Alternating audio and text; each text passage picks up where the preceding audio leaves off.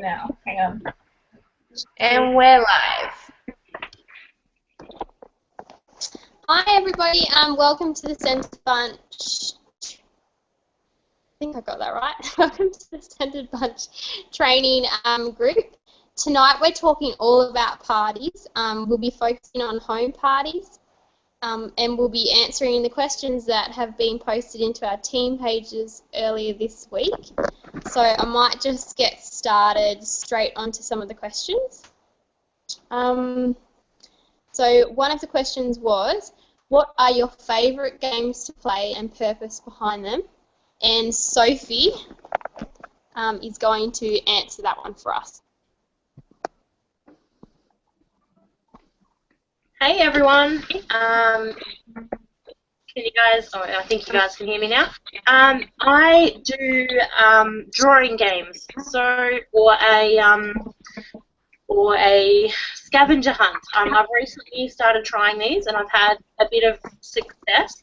The reason I do these is varied. The scavenger hunt one I do is mainly to get people reading through the catalogue to find certain items so that they can educate themselves on what we have. And I had some really great feedback the other day from someone who played one of my scavenger hunts online, and she said, wow, I didn't realise there was so much in the new ranges within Scentsy. So it's educating the customers as well as they get that chance to earn a freebie, which is really why a lot of people go to parties, to get some free stuff and to buy the product.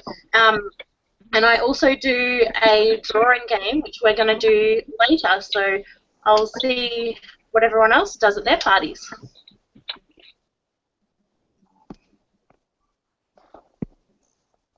Awesome, thanks Soph.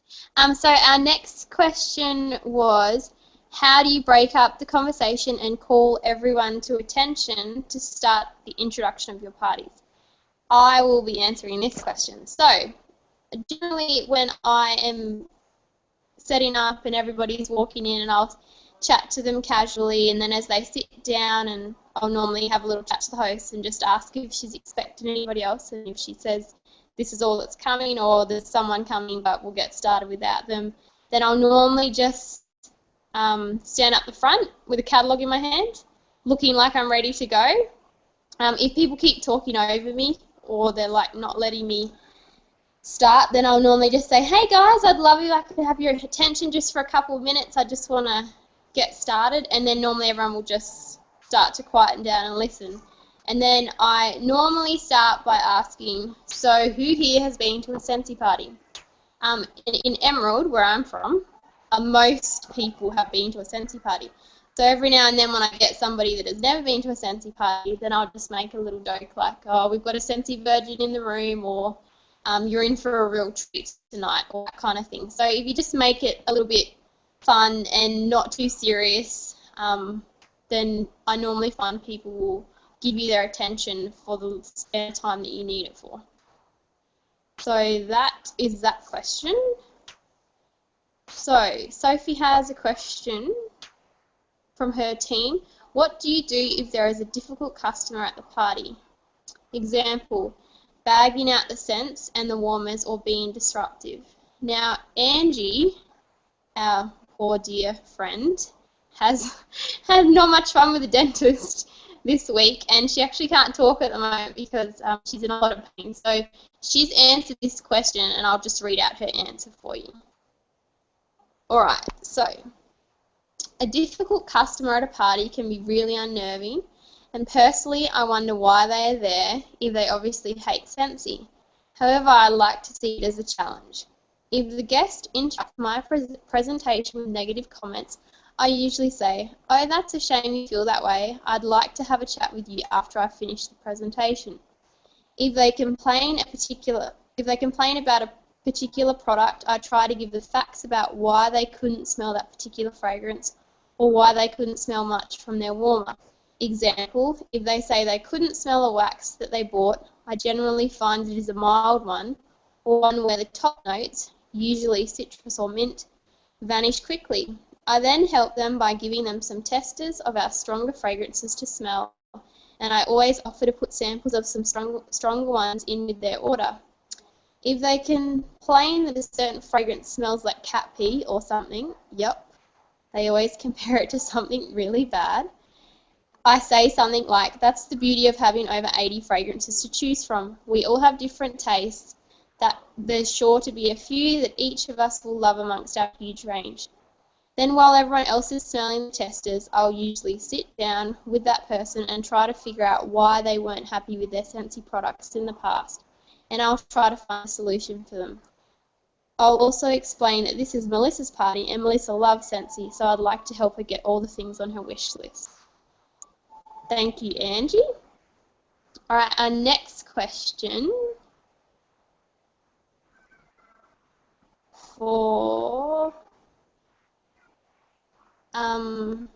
Sophie's going to answer this one, and it's about how do you get them to fill out all the details on the order forms? Okay, I have some order forms right here that I will show you. Okay, so I don't actually let people fill out their own order form. I do it for them, and the reason is I find that people deliberately leave off as much information as they can. They will put as little information on there that they can get away with. If they didn't have to put their name, I'm sure they wouldn't put that as well. So I like to fill it out for them. I let them know as part of my presentation that you will find you didn't get an order form. That's okay. I want you guys to come and see me at the end when you're ready to order, and I'll sit down one-on-one with you. And the reason I do one-on-one with them is A, I can get to know them better. B, I can sit with them and work through their fragrances, and then I can make suggestions. If someone buys 4 bars of wax, there's no way I'm going to let them get away with that. I like to make sure they get the best value, so I'm going to upsell them to a 6-pack, because if you buy one more, you get another one free. And that goes with all the range. If they bought 2 warmers and 3 bars, I'm not going to let them get away with that either. I'm going to sell them the 6-pack in a perfect Scentsy pack. So I do it for many reasons, and I also like to get the information that I need from them. So Scentsy consultants out there will know that we need postcodes. Oh, Malcolm, you have to hang on. Sorry, my husband just turned the light off on me. So as Scentsy consultants, you'll know that we need postcodes to be able to process credit cards. It's just part of our security system. Harley, off you go. Hi. Off you go. No. Off you go. Go. Sorry. So we need to get all of the information that is crucial for us, and so that is name, address, phone number at an absolute minimum, so we can deliver our orders, and so we can contact them if there's something wrong. And I also, I don't know if you guys can see this, but I like to go through and I highlight things that I need on the order form. So I'll go through a whole pack at a time. I'll stamp my details on it rather than getting RSI and writing it all out, and I'll highlight every bit of information that I need. So yeah, one-on-one time with your host and your customers, going for the upsell to provide better customer service and better value for your customer, and to make sure you get all of the relevant details that you need, as well as writing the right scents and names down, because I find that customers will just write random little tidbits down, and sometimes it can lead to ordering the wrong product. So that's all from me. Thanks, Soph. So from Chantel's team, they wanted to know, how do you present your products at a party? Do you follow set order? Do you have a script of sorts that you use, a presentation, or lots of one-on-one conversations? So Sophie has an image that she's going to share for me.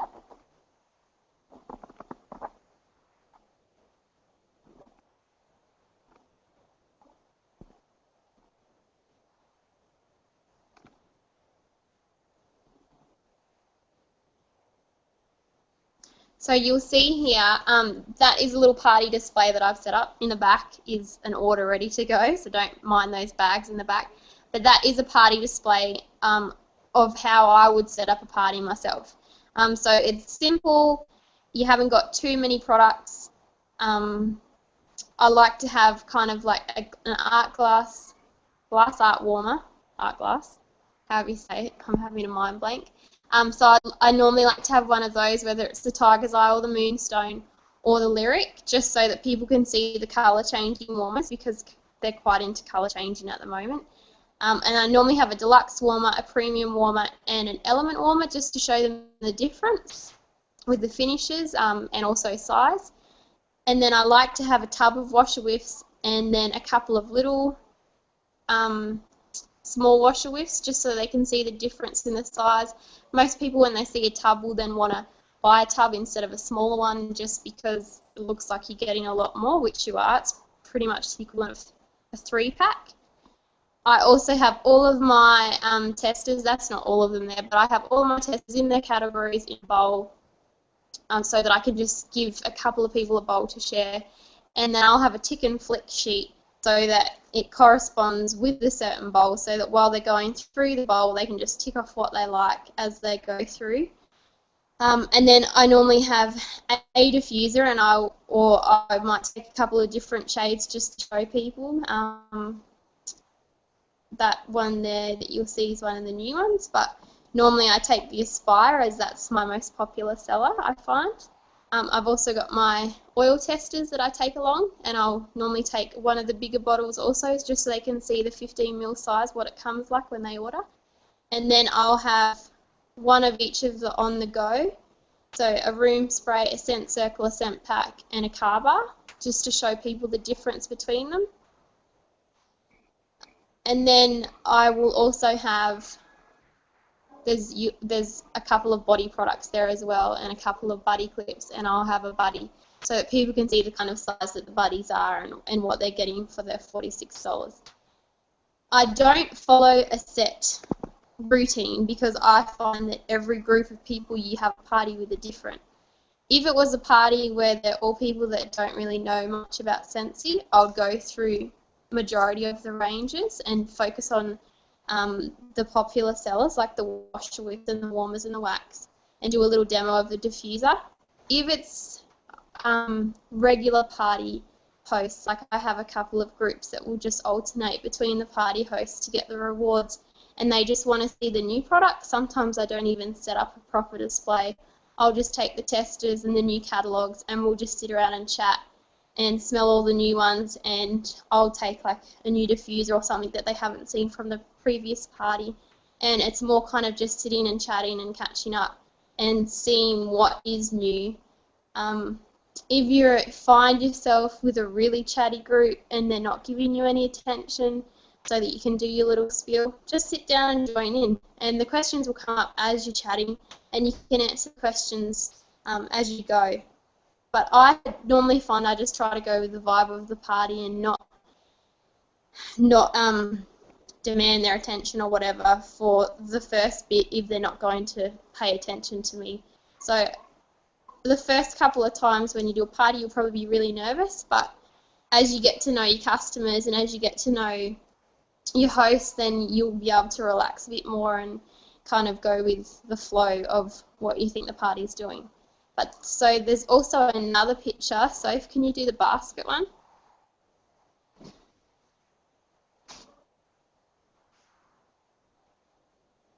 So if I have a party host that has never had Scentsy before, and their guests don't know what Scentsy is, I'll give them a basket like this a week before their party. So it has a warmer, a couple of bars of wax so they can try it themselves, a buddy clip because they run for the whole life of the catalogue as opposed to the full-size buddies that can sell out. And then there's also a set of mini testers, a room spray, a scent pack, a scent circle, and there's catalogues and order forms so that they can get outside orders if they'd like.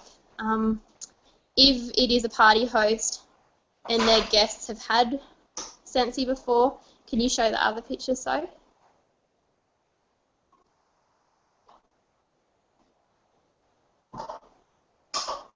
I'd just give them something like this. So just an insulated bag with some catalogues, order forms, the current buddy flyers, and a set of mini testers, because most of those people are just going to be reordering wax, or they might order a new warmer or something, but the host themselves knows what Scentsy is and has the products in their house already. So that's normally what I do as a run through for my parties, and I always, obviously, at the beginning of a party will mention the lifetime warranty, the fact that we can't use any other oils or waxes in the warmers as it will void the warranty. And then I talk about the wax not evaporating and that it warming, not burning, and just those kind of things that I think are the best selling points of Scentsy, the safety and the lifetime warranty. But yeah, that's basically what I do at my parties to run through. So our next question, which I'm going to give to Chantel to answer. Get ready, Chantel.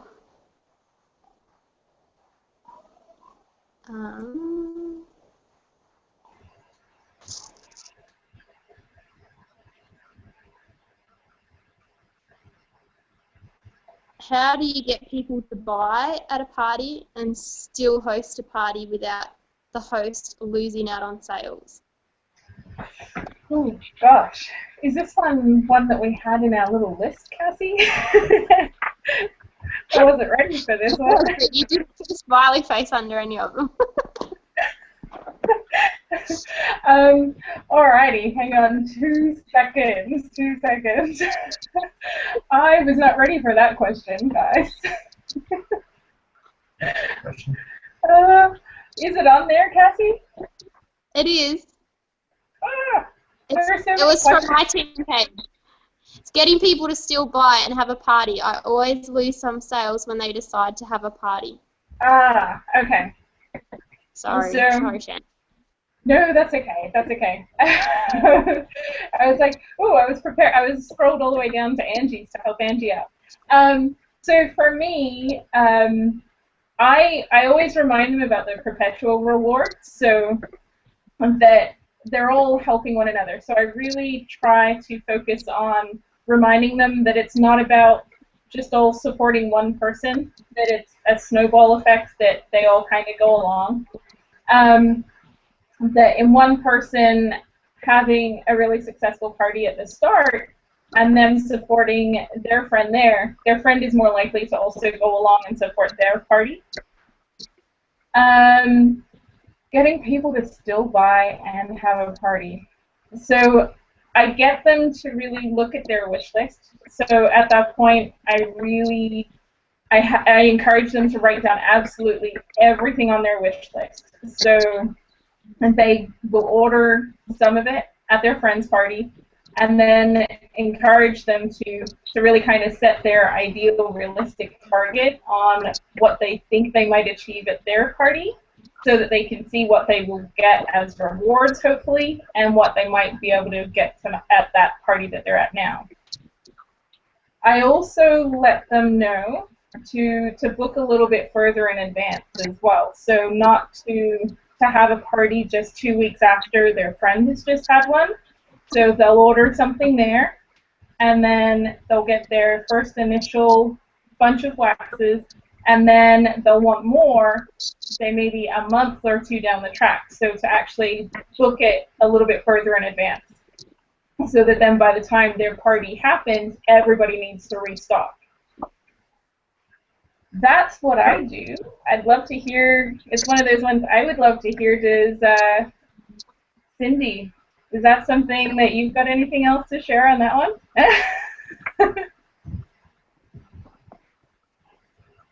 That's one way to throw it over to me. Yeah, I'd probably do the same thing. I'd probably get them to write some kind of wish list down, and especially if they're all new and they haven't seen the products before, their list is probably massive.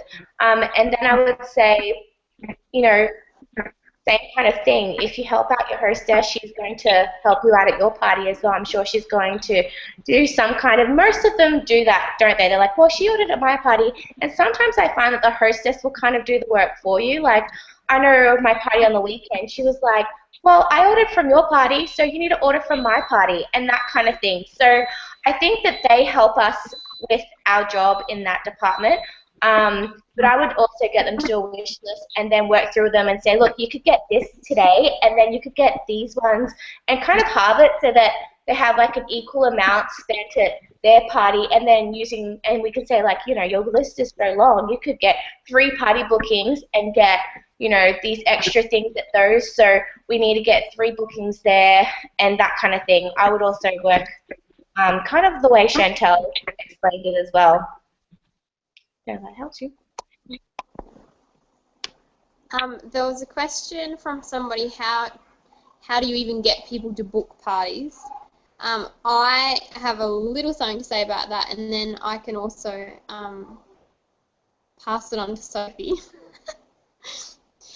So at the last few parties that I've done, the host has really wanted a diffuser, and they know that they have to have a $540 party to get the diffuser. So then I've had other people that have been attending the party that want to help their friend get the diffuser, so they order from their party, and then they've realised, well, if I host a party with my friends, then I can get the diffuser half price. So I've found since we've had the diffuser, that's a really great way of booking parties from a party, is that you can say, well, today if Sally gets a $540 sales together, she's going to be able to get the diffuser that she wants half price. And so that's been a really good way I've found to get people to book parties, because who wants to pay $200 for a diffuser when you can pay $100 for a diffuser? So that's one way that I've found recently that is really encouraging other people to book parties, like a couple of months later or whatever, and then they kind of all stock up, but they're all helping each other to get their diffuser half price. Soph? Okay, so I'm probably not one of the best people to answer this one, because I too struggle with getting bookings from nothing, so from an empty calendar, getting bookings from absolutely diddly squat. But I try my hardest. I do a lot of networking on Facebook, so I'll post in my local buy, swap and sell area, because I'm not a local to where I live now. I don't know many people in my area, so I just post on buy, swap and sell. I might try one of, for Easter, for example, I might try one of those crack an egg games. So it's basically you have a picture with 6 Easter eggs, and you say pick an egg and inbox and comment below, and I'll inbox you. And so you inbox them saying, and this can be budget oriented too. You can pick prizes that suit your budget. You can say, wow, you've cracked number 6, congratulations. If you book a party in April, you may get a buddy at $5 or for free, or depending on your budget, you can make prizes that are appealing to the customer. So if you know this person is a buddy collector, obviously target buddies, or if you know they're a washer whiffs addict, target washer whiffs, but target it and do it to your budget. So I do that to get bookings from nothing. And also just upselling the idea to people who I know buy from me a lot. I get a lot of orders coming in randomly from all over the place. So if I have someone with a really big order, well, not even really big, if it's over $50, I'm going to try and upsell them to get a party or a basket party out of it, just so that I'll be like, wow, did you know if you have a minimum party and share a Scentsy with 6 friends and have a minimum party, you get this for $20 rather than $46 for a wash with tub, or I'll try and upsell the idea of a party.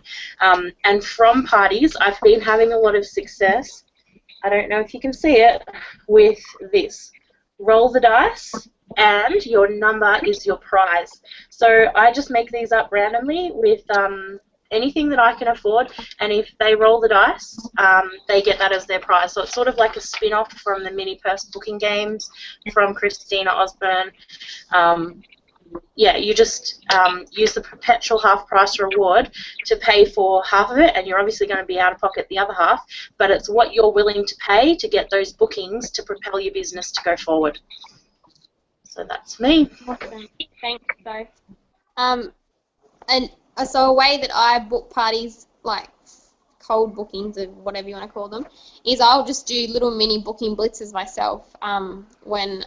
Since I've been pregnant and I haven't been well, I kind of lapsed a bit with the parties, and I was kind of trying to get more basket parties when I wasn't feeling well. But since I've got my energy back, and I know that my business thrives when I'm doing lots of home parties, what I'll just do is I'll spend a Sunday afternoon just messaging all of my past hosts or people that buy off me regularly, and I'll just send them a simple message like, hey, how are you going? And I'll have a little chat to them before I launch into what I really want. And I'll just say to them, if, like Sophie said, if I know they love washer whiffs, I'll say, I'd love to do a party for you and your friends, and let's get you some host rewards. Let's get you some tubs of washer whiffs free and half price, or whatever it is that they really like or they really want. And I'll just message as many people as I can think of, and I'll normally fill up my calendar a couple of months in advance just from doing that. There's that saying, learn to love the no. So not everybody's going to say yes. Some people are going to say no, I don't have the time, or I'm busy this month, or whatever, but you'd be surprised how eventually they might say yes. So it's just kind of asking in a polite way enough times, and they might eventually say yes, or they might just stay your regular customer, and that's good too. So that's normally how I get my bookings. But there is also party booking games, which I'm sure people have them in their files on their team page, or you can YouTube them. There's heaps on YouTube.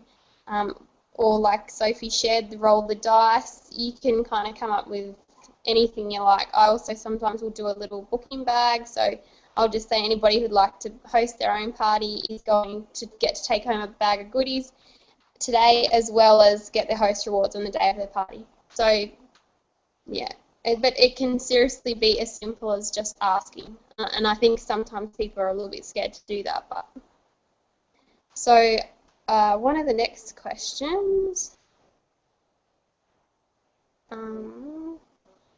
somebody asked, how do we sell more diffusers? More diffuser sales. Angie has an answer for that. Chantel, did you want to read out her answer down the bottom?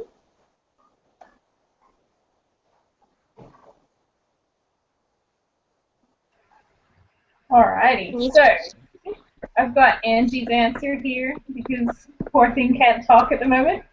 So she has said that while she hasn't sold any diffusers, she's only ever had people get them as host rewards. When people are talking about diffusers, I focus on the negatives created by them and the negative ions created by them, and the amazing effect they have on us. I also talk about how they can help so many people sleep better. Many people want the diffusers but can't afford them, so this is where I often get party bookings, which is a really great thing because it's the most expensive item in the catalog, and they're absolutely stunning to look at. When you post one of those flyers that go around that people like Joe and Angie and so many other clever consultants out there create for us all, we get a lot of interactions on the posts. So people will just jump on there and say how much they love whichever one it is that we've posted, or if you post them all together, they'll pick their favorite. But the moment that they kind of see that price point on it, they tend to shy away a little bit from it. So it has been, as Angie said, a really good thing for getting the party bookings. So use it to that advantage. Even though it may not be necessarily getting it as a sale, you're getting those diffusers out the door as a host reward instead. Also, if that fails, just have them smell sweet melon, because this one's really good. Pretty much. It's sometimes it's picking. For me, I personally have sold I would say a successful amount of diffusers so far. I will be honest, I was a little hesitant when they first came out as to how I would go selling them, but we've done okay. And I think what I've been working on is really kind of picking people at a party on who's generally a little bit more essential oil interest, and then kind of separating them from the others who tend to be very much the warmers and the waxes. Those that really like essential oils will see the value in the diffuser without me even really having to sell it. because they're very aware of what diffusers are and the price points of them elsewhere. And obviously then that means that they're aware of the warranties and whatnot with other diffusers that are about. So they see the benefit of the Scentsy one. Yeah, I think another thing that's important is don't be negative about the price when you're talking to them, because you have to realize all the value it adds to their home. So they're going to actually read that from your body language and how you talk about it. So if you go into the aspect being like, it's expensive, it's really expensive, but then you're going to have a harder time, and then you go, you know what, this thing adds so much value to everything you do, it'll make you beautiful, and just go through all the positives about it and just be very positive with it. Yeah. I think that's us. Awesome. Thank you, guys. So I'm going to throw a question to Cindy. How do you upsell at parties? Okay, so I'm not a natural salesperson. So for me, I do the same when it comes to, I like to call it checking out my customers. So I like to sit down with them when they're about to order, and I like to go through their order forms with them and their wish list. But when I see, like someone's mentioned before, if they've ordered like 4 bars or something, I say, you know, if you can get another one, you're going to get one free. Yep, okay, great, add that on. Okay, well, and then I'll say, you know, I heard you talking about you have a smelly gym bag or something. Did you know you could just get the scent packs by themselves? You can pop that into your gym bag as well. And you might want like a room spray to top that up maybe a little bit down the track. So it's a matter of getting to know your customers. And the only way you're going to do that is to actually have a chat with them. And as you chat with them and find out exactly why they're there, because basically everyone that comes to a party, or most people when they're going to go buy something, they've got a problem. And so it's our, I believe it's our mission, if you want to call it that, as consultants, to find a solution to their problems. So whether they have stinky boys and they need warmers or room sprays or something, or buddies to help them. And so as you get to know them, you'll get to know what issues or problems they're having with smells or fragrances around their home, and that's when you can upsell and also get them starting to think about, you know, using your room spray, I don't know, in your aircon vent or things like that that can kind of, they can use this product in so many ways that they might not have thought of, and the only way that that's going to happen is if you sit down with them, have a good chat about it with them, and then see if you can help solve some of their problems. So, yeah, that's how I upsell. Thanks, Cindy. I would also like to point out, while we're talking about home parties or parties in general, is knowledge of your product. So we've got a new catalogue. Things have changed in it, as you've probably noticed. Instead of them calling them deluxe, element, premium, etc., they've all changed to just prices.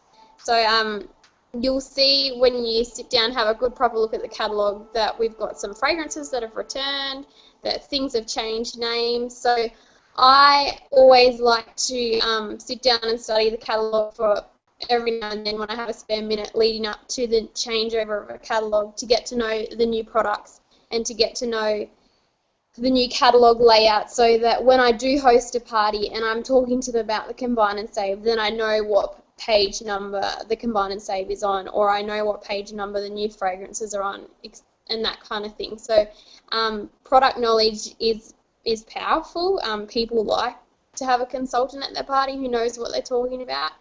You don't want to be standing up the front, someone asks you a question, and then you're like, yeah, I'll get back to you on that. Obviously, when you have your first party, you're not going to know everything, and that's fine. You can obviously tell them that, but product knowledge is a very powerful tool for selling and for being able to answer questions at parties, and so that people think that you're interested and you know what you're talking about. So that's just one thing I just was thinking of that I wanted to add. I'll just double check if we have any more questions. So have we got any questions on the thread from people watching? No. No questions so far, Cassie. Okay. Also, a couple of people asked about hostess coaching, and Angie has answered this for us. Soph, did you want to read that?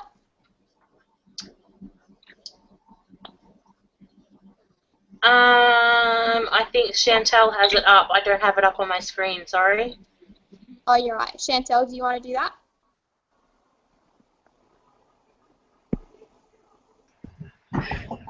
Sure. I'll stop smelling the new transition oils. They smell amazing.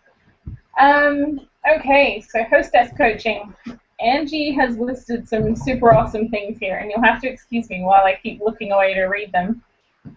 But when someone books a home party, she sends out or delivers a party pack to them a couple weeks prior to the party day. In the pack, she includes a couple of catalogs, around 6 order forms, some business cards, flyers of any current promotions or current buddies, and a past the party flyer that she's made up, along with a handwritten letter outlining tips for hosting a good party. In the letter, she likes to tell them to ask a lot more people to their party than they expect to come. You could invite 50 people and only have 8 or 10 turn up, but if you only invite 10, you might only get 2 guests at your party. Invite guests in person or on the phone rather than just creating a Facebook event or sending a bulk text. If they do create a Facebook event, I get them to add me so that I can post the catalog link and share any specials, buddies, etc., as well as generally try to get them excited. Advise the guests that payment on the day is by cash or credit debit card, which is a really important one, I think, because you don't want to get to a party and then kind of be fielding all of those questions on what are the payment options, oh, I didn't bring any cash with me, oh, just a lot of those things that tend to slow down the order sometimes. So that's a really important thing to tell them. Have a good look through the catalog to make a wish list and tell them about our fantastic host rewards. Ask people to place an outside order if they can't make it to your party, or ask them to book a party from your party. Don't go overboard with food on the day. Keep it simple. Have an area for her to display the products, and expect her about half an hour before the party is due to start.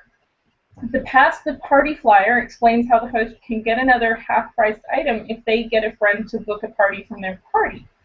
She then calls the hostess a few days before the party to confirm it's still going ahead, to check how many guests they think they'll have, and also ask if there is any particular warmer or product they really want to see. If it's a basket party, she'll sit down with them and tell them pretty much the same information in person when she delivers the basket. So they're all super handy tips there. The Pass the Party flyer, I think, is a really clever one because it kind of covers that how does everybody get bookings and that side of it. It gets that host doing that work for you, and it also really sets up if they just they succeed at that and they show all of those things that they could actually be a consultant themselves. If they tick those little boxes, they could go ahead and be encouraged to join your team. That'd be a great person to have join. So Angie has gone through a lot of things there that's great to put in that letter. What I also like to use is it's a bit of an Excel spreadsheet. I'm not sure if you can see it, but it covers a lot of the just the steps on kind of walking through. So leading up to the party, so you schedule the date, you get it set up on the PWS, things. Jeremy's moving it and I can't see it. Confirming the wish list, calling for the guest list, mailing invitations possibly, or checking in with the host that they've been mailed if they're doing any of those ones. Encouraging the outside orders, confirming booking numbers, party, submitting the orders, delivering them, and then also mailing a thank you and doing the follow-ups and possibly recruiting either the guests or the host. So the way I work with this sheet is I write the host name and if there was any booking gift details in there, and then on each one of these little squares I will actually write in the date that I that I check that off. So I kind of have an idea of I want to get that party date set as soon as it's booked, and I write in there that party date is booked there, set it up on the PWS, you know, either that day or the next day, and then kind of set a timeline on I want to confirm that wish list, and it makes sure that I keep in touch with that host leading up to them, so they don't kind of feel like I've forgotten about them. I'm in touch with them, they're pumped, and they're generally more likely to really get a lot of people there. So that's just a little tip that I use along with all of those tips that Angie mentioned.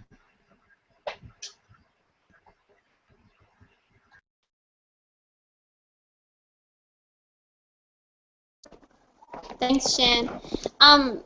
So there was another question about how do you upsell the idea of a party. And I think the best way to do it is to keep it really simple. Like, you don't want to stress people out thinking that they have to do certain things in order to have a party or whatever. Like, I've had a few people say, do I have to pay anything to have a party? And I'm like, no. So whenever somebody like mentions to me about having a party, I try to keep it as simple and basic for them as possible. So I just will say, all you need to do is invite all your friends, put on a couple of nibblies, I'll come, I'll do a little demo, and then we'll sit around and chat and smell the fragrances, and that's basically a Scentsy party. So by keeping it simple, you're not overwhelming somebody with the idea of having a party or going into too much detail about it. So I find that if you just keep it simple, then people are more likely to want to book a party because it doesn't sound like a lot of hard work. And for people that are time poor, then all you need to do is offer a basket party. And most people, when you tell them what a basket party is, they're like, oh yeah, I'll do that. I can do that. That's something that I could easily do. So that's something that I find with selling the idea of a party is just keeping it simple. Soph, did you have a game you wanted to play? I sure do. Does everyone have their paper ready? You can just give me a nod or a thumbs up if you're all ready. Cindy's onto it. I can't see everyone else, so I'm just going to assume you're all ready. Yep, Chantal. Yep, everyone's good.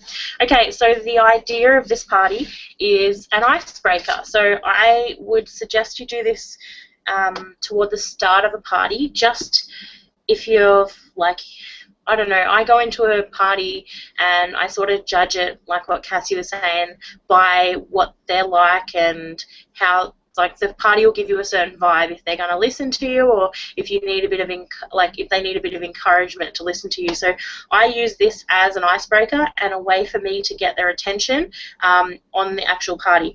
And so this is a drawing game, so you all need to close your eyes and keep them closed because I can see ya. Okay, so we're going to set up your new Scentsy warmer. It's time to close your eyes, and while your eyes are closed, you're going to draw your warmer setup. So listen to these steps carefully. First, I want you to draw a hall stand or a table that goes in your hallway. I had a party the other week and no one knew what a hall stand was. So if you could just give me a thumbs up when you guys are all ready. Awesome. So I want you to draw your brand new warmer on top of your hall stand.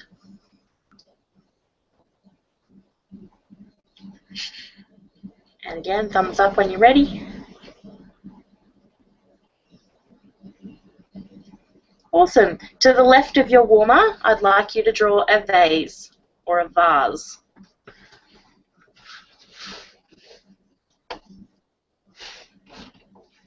And thumbs up when you guys are ready. Cindy's onto it. She's the first one nearly every time. To the right of your warmer, I want you to draw a picture frame.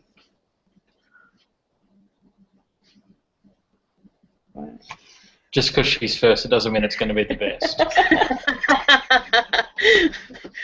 Eager beaver. Okay, so your vase needs some flowers. Put some flowers in your vase. Sorry, my screen went blank.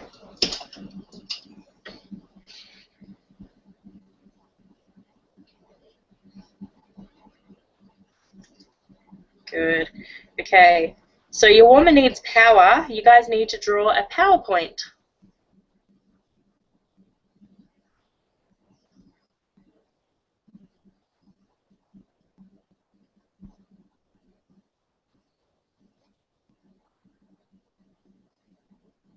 And there's no use having a warmer if you guys don't have wax in it. So you better draw some wax in your warmer.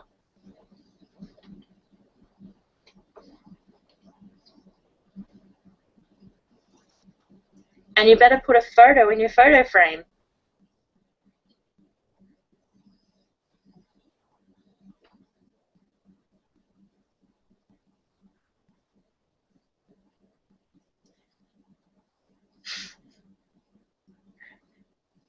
So the wax is starting to warm now and it's releasing fragrance. I want you to draw some swirls above your warmer to show the fragrance dispersing.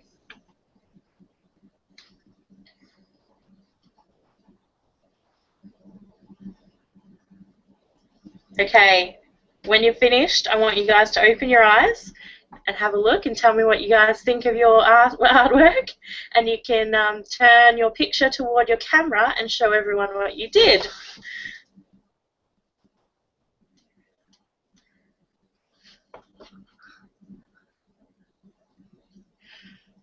Oh, I can't see. Cindy. Oh, Angie, yours is actually really good. Okay, and so the next stage is scoring all of your points. So I want you to pass your picture to the left. That's what you would say at a party. Obviously, these guys are all going to score themselves, and you don't have to actually score. This is just how the points work for those following along at home. If the base of your warmer is on the hall stand and not floating above or below, 10 points. If you have a tall vase or vase, 10 points. If you have a short vase or vase, 5 points. If you've got any of your flowers in the vase, 5 points each. Angie's shaking her head. I saw them, they were floating. If any part of your photo, any part at all, is inside your photo frame, 15 points.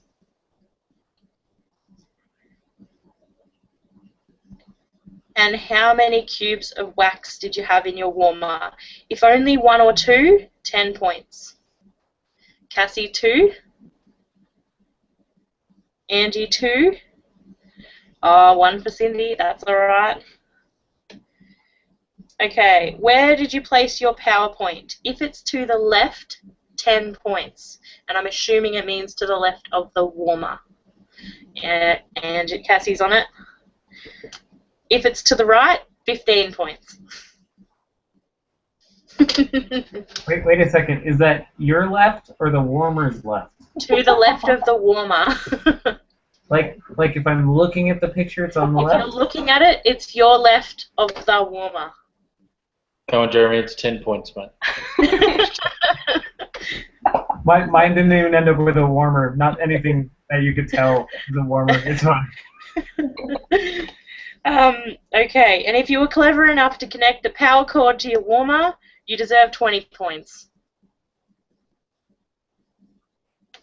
And if the swirls of fragrance are above your warmer, 15 points. And then you tally it up, and the guest who gets the most points wins.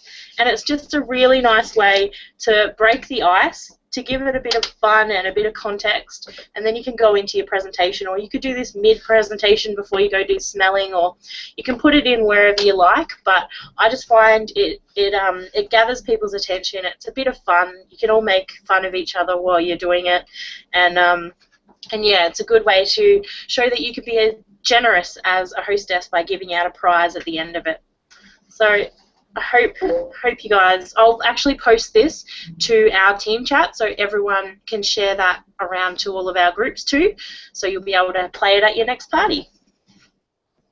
Back to you, Cassie. Awesome, thanks, Soph. While you was talking about that, I actually had a little thought of another thing that I sometimes do to get people's attention, and that is before I start my spiel, I'll just say, listen carefully because I'm going to ask you some questions when this is finished. And then I'll normally have like spatulas or scent circles, and after I've done my spiel, I'll just ask them some random questions like, how many kids have I got, or how long has Scentsy been in Australia, or just something random from my little spiel, and whoever answers it first gets a spatula, and people love that. They get really competitive like that. So sometimes if you offer just a couple of little prizes to get people's attention, then you can find that you actually get to hold their attention for a bit while you're doing your spiel. So that's all of our questions. Does anybody have anything they would like to add or say? Unmute yourself and say it. No? Well, I think then that is us for the night. Hopefully you've learned. Can I say something quickly? I think the main thing is to remember that everyone shared so many different ways of doing things, and there's probably even more ways of doing all of those things that we covered tonight. But the main thing is to find what you're comfortable with, because if you're comfortable with the way that you're presenting and you're having fun up there, you're more likely to book parties, and people want to come and spend more time with you, and possibly even join your team if you're having fun. And so the only way that can happen naturally too is just to be yourself. And so there's no right or wrong way of doing a party. I mean, I do my parties differently to possibly all of you guys, but that doesn't mean that it's a wrong way. It just works for us. So take all the ideas that were shared tonight and find, what suits you and your personality best, and tweak it and, make it work for you. Yeah, that's all I want to say. Okay. Very valid. So if that's everything, then thanks for taking the time to listen, and hopefully you've learnt something. And we'll see you in a fortnight.